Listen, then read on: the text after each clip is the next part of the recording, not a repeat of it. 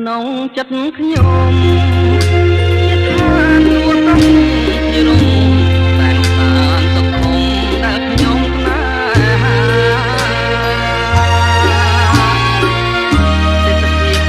ទាំងឡាយផ្សព្វផ្សាយគុណធាគឺជាគ្រឿងអលង្ការមករចនាសម្រស់កោះតង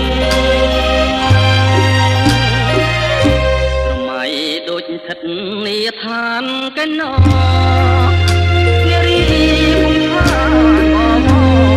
តែល្អដូចកងើពេលពងទុំលើបាទូកតែងសំគ្រឿងត្រង់កងវែងរលឹមរលងទាំងភោផងដូចតែនរី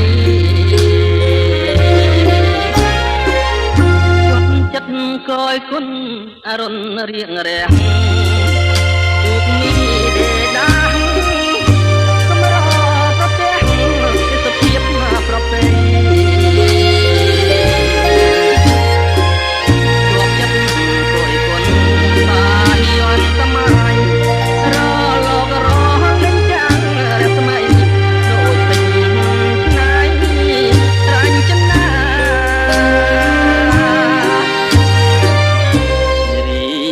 ពាំងឆ្លងពណ៌គ្រប់យ៉ាងអង្គុយក្រហមតាមកោកាស្មាងរូបទឹកដ៏ថ្លាស្លាប់លៀងពេលលៃអរតានកោះណាយកប្រាក់មកប៉ះ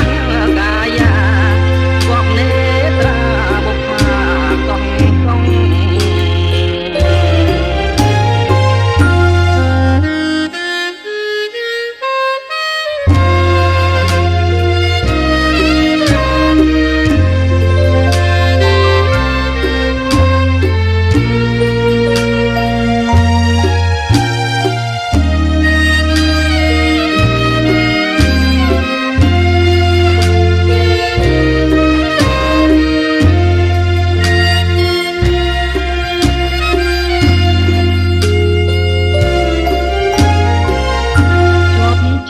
កយគុណ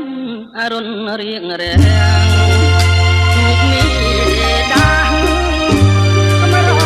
ប្រទះទេសភាពប្រពៃជាប់ចិត្តកយគុណសាយ័នសម័យរលករលេងចាំងរស្មីដូចពេញឆ្នៃរាញ់ចិនណា